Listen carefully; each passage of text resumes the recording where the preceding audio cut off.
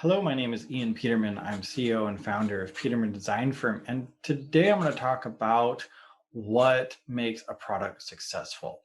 And, without making you wait to the end of the video, the short answer is you have to first determine what successful is for you. I worked on projects that the whole mission of the product was to be given away. It's not something that was going to be run for profit. It was for nonprofit actually.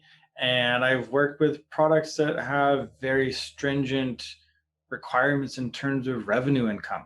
I've worked with products that have relatively few constraints or requirements or simple products, all the way to working on products that have very, very stringent requirements, things that have to meet certain durability requirements or being able to withstand extreme environments. And those requirements must all be met. So one of the first things that you do in order to determine whether a product is successful and has been successfully developed is I work with our clients and we create a scope of and we list requirements. What does the product need to do? What, does it need to swim? Does it need to, if it's going to swim, does it need to stay completely dry? Are we, making a fish? Are we making a submarine? What are the features that are going to be inside of the product? What do they need to do? What is the customer experience requirement? Does this need to be something that can be assembled in under 5 minutes? Or is it something that is going to require professional installation by a certified team of people? And those are the only people that are going to be able to install your product for you. So understanding that first will give you, and that will give you the framework. So defining what success looks like is one of the first things that we do. It's very key because it is different for every single project. There's no blanket, this is a successful product and this isn't. It all depends upon the application. And in fact, there are many products that have absolutely failed in what they were initially thought to be for, and it turned out to be a great product elsewhere. There's always the famous story, which I don't know how true it is, but it makes this point really clear, is that the 3M engineer who developed the adhesive for sticky notes was actually trying to make something that lasted forever. And this was one of the failures that came out of the project. And now you have sticky notes. Whether that's true or not doesn't really matter. The point is that it was a failure. So if that story is true, the adhesive used on sticky notes is considered a failure based on looking through the initial product development.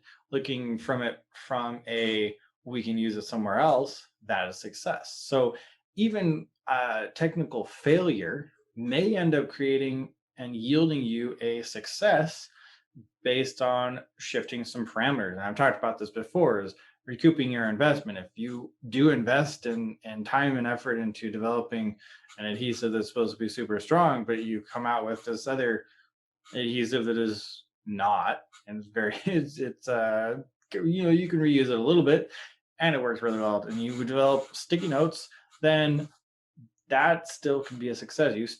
Your investment could be recouped in a whole different direction. So success isn't even always black and white, and it actually rarely is if you are willing to change your perspective and look at things a little bit differently and figure out how you can turn it into a success. So, first thing, scope the project, determine what you care about, what is a must, what are those requirements, that will tell you what metrics to determine whether your project is a success or not. If you don't do that, you're going to end up in limbo. And I see a lot of inventors and startups in this place where they've created an idea, they started developing it, and they go, oh, this is a failure, this is failing. And nobody understands why, because there was no communication of what success is up front. And so without that conversation, without defining it, you're going to find yourself lost, or you're going to find yourself wondering, is is this successful? And then you'll basically decide at the end whether it's successful or not, which makes this whole process a lot harder.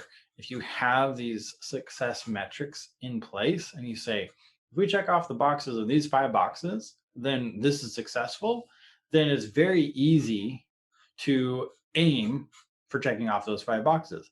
If you go and you have 2 boxes, but then halfway through you decide there's a third, then it's going to take more time and it's going to take more money to get there. But it also instills confusion, and everybody else who is interested in the project and product and the process and involved will end up entering this into confusion, and enough confusion leads to chaos, which is not what you want in product development. That's how you get really expensive things.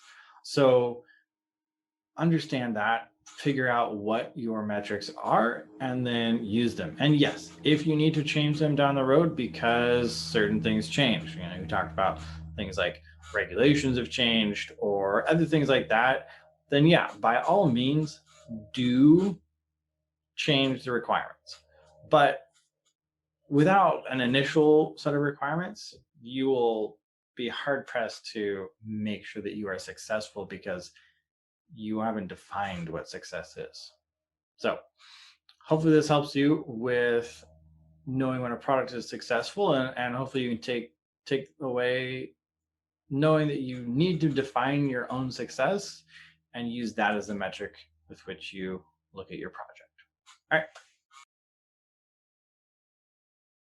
Hey, thanks for watching. We really appreciate our viewers. And if you haven't subscribed yet, please do subscribe to our channel so you can get more great videos like this in your feed, and like the video. If you want to learn more about the Peterman Design Firm, please check us out on our website, petermanfirm.com. You'll find link and information in the description. And of course, we're on all social media as well. So check us out there. All right. Thank you.